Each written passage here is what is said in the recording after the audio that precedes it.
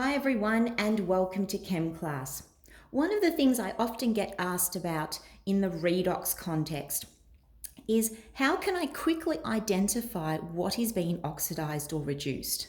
My go-to is the assigning of oxidation numbers to all of the species in the reaction, and if you follow this rule of if the oxidation number increases, the species is oxidized, and if the oxidation number reduces, the species is reduced. So what we want to look for is the change in oxidation number, and simply if the oxidation number has gone up, it means that species is oxidized, and so on.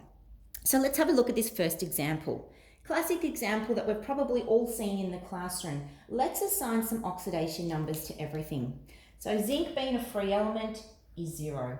Copper in the copper sulfate is a 2+. The sulfate, being that it stayed the same in the aqueous environment here, I'm not going to bother, but the whole thing does come to -2. You can separate them out if you'd like to. The zinc is a 2+ there, and the copper is a 0 there. So what we have is the zinc has gone from a 0 to a 2+. It has gone up. The oxidation number has increased. That means the species is oxidized. So the Zn solid is oxidized to Zn2+. Our other species that has had a change in oxidation number is the copper. It has gone from a 2+ down to a 0. So the oxidation number has reduced. That means that the copper 2+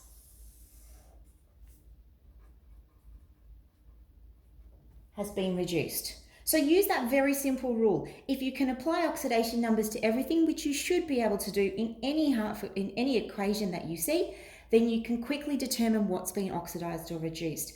I do want to show this example though. It's a little bit different, but it is a common example that we can have in questions. We have only one species being reacted here. This is hydrogen peroxide. And so if you remember, there's a funny rule to do with the oxygen in hydrogen peroxide. So let's look at the oxidation numbers. The hydrogen is still a +1, but the oxygen in peroxides is no longer -2, it's now -1.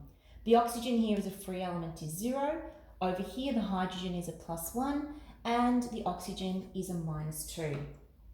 Let's have a look at what's happened here. The hydrogen has gone from a +1 to a +1. Nothing's changed. But over here, the oxygen has gone from a -1 over to 0 and over to -2. So what we have is that from the -1 over to the 0, the oxidation number of the oxygen has actually increased. So that means here, this oxygen has actually oxidized. What's strange about this example is that the oxygen here in one spot has also gone down. It is reduced in oxidation number.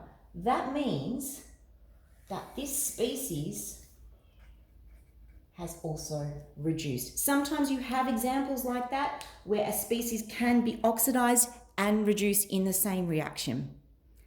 Hope that helps.